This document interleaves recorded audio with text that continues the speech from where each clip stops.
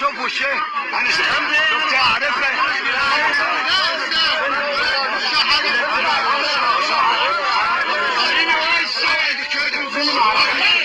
ايوه وريني وشها كده، وريني كده. تعالى بالتكال صورها صورها.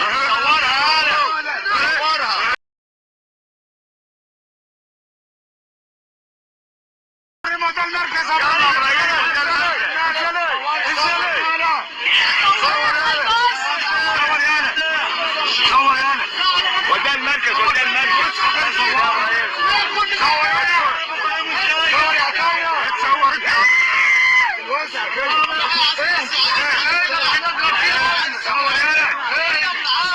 ايوه بس كده بس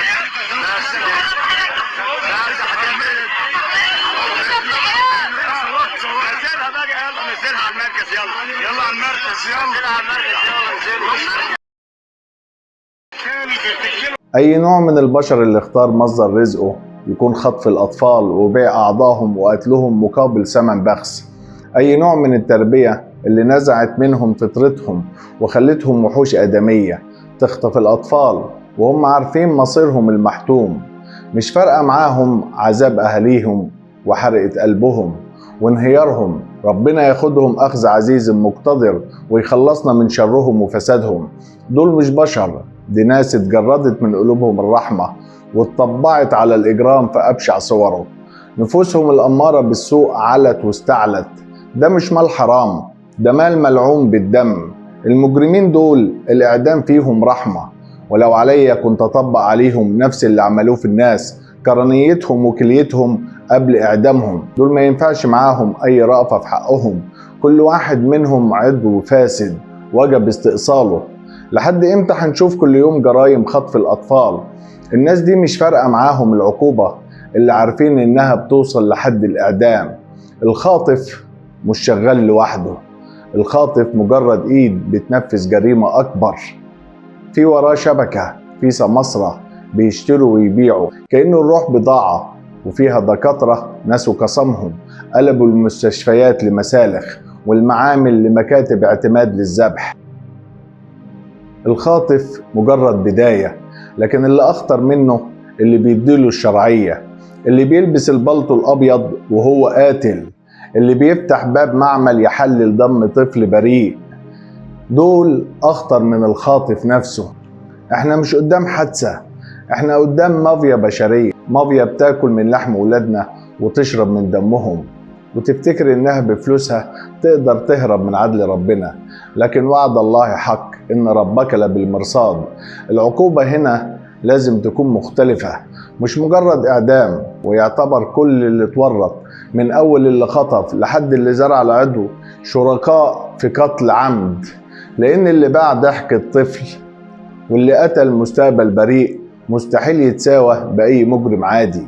والحل مش في الصرخة، بس الحل في الوعي. إن كل بيت يعرف إن ابنه غالي، إنه أمانة.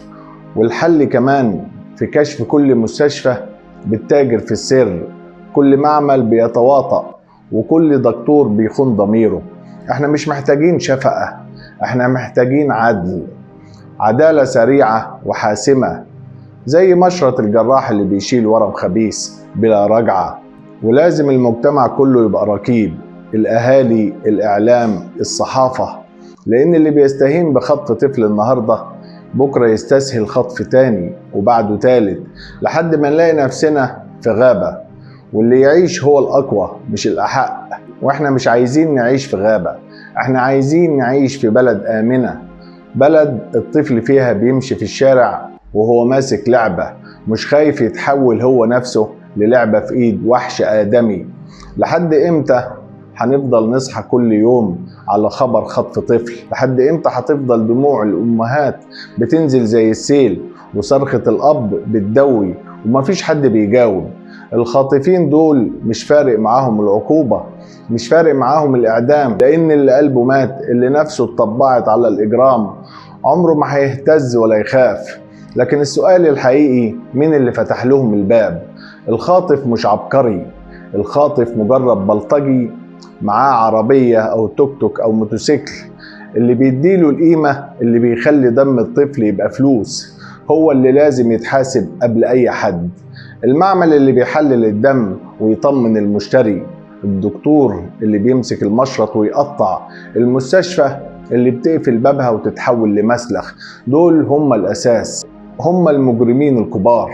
النهاردة تجارة الأعضاء بقت أخطر من تجارة المخدرات، لأن المخدر بيهلك اللي بياخده بس، إنما تجارة الأعضاء بتبدأ بخطف وتعذيب وقتل، وبتسيب جيل كامل يعيش في رعب. احنا مش قدام شوية حرامية، احنا قدام صناعة موت متكاملة. شوف أي بلد فيها مافيا أطفال، دي بلد مش بتأمن مستقبلها. الطفل هو بكرة، هو اللي بيبني، هو اللي بيكبر وبيشيل اسم البلد. لما يتحول الطفل لسلعة يبقى البلد كلها بقت للبيع.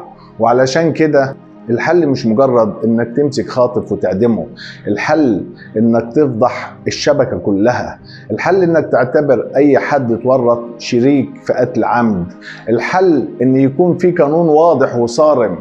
كل معمل يشارك إغلاق نهائي وسجن أصحابه مؤبد، كل مستشفى يفتح باب الجريمة مصادرة وإعدام القائمين عليها، كل طبيب يخون ضميره يشطب اسمه من نقابة الأطباء ويتحاسب زي القاتل.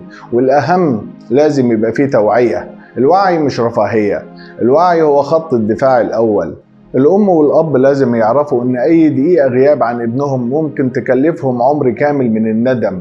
لازم نعلم أولادنا إن هم يصرخوا، يجروا، ما يسيبوش إيد أهلهم، ولازم الشارع يبقى عيون مفتحة، لأن الخاطف لما يعرف إن الناس كلها هتوقفه مش هيقدر يمد إيده. لكن لو كل واحد قال مالي ومالي، يبقى بكرة الدور ممكن يجي على ابنه هو. يا جماعة دول مش بشر، دول أعضاء فاسدة في جسد المجتمع، ولو الجسد ما استأصلش العضو الفاسد العفن هينتشر فيه كله. ولازم نفتكر ان ربنا قال: من قتل نفسا بغير نفس او فساد في الارض فكأنما قتل الناس جميعا. يعني اللي خطف طفل وقتل علشان يبيع كليته ده قتل الناس كلها، ده شال البراءة من وش الارض وفتح باب لجريمة هتتكرر. الحل مش هيجي من الصمت، الحل هيجي من الصوت العالي، من كل اعلامي يقول كلمة حق، من كل صحفي يكشف شبكة، من كل مواطن يفتح عينه ويبلغ عن أي شبهة. احنا محتاجين نوقفهم كلهم، مش الخاطف بس، لكن اللي وراه واللي فوقه واللي بيموله. والأهم لازم البلد تعلن إن تجارة الأعضاء خط أحمر، مش مجرد جريمة. خط أحمر يعني عقوبة علنية، محاكمات سريعة، وتنفيذ أحكام في العلن، علشان كل واحد يفكر 1000 مرة قبل ما يمد إيده. الخاطفين واللي وراهم لازم يعرفوا ان دم الطفل مش رخيص، دم الطفل لعنة، والفلوس اللي تجيب دم طفل هتتحول نار في الدنيا قبل الآخرة.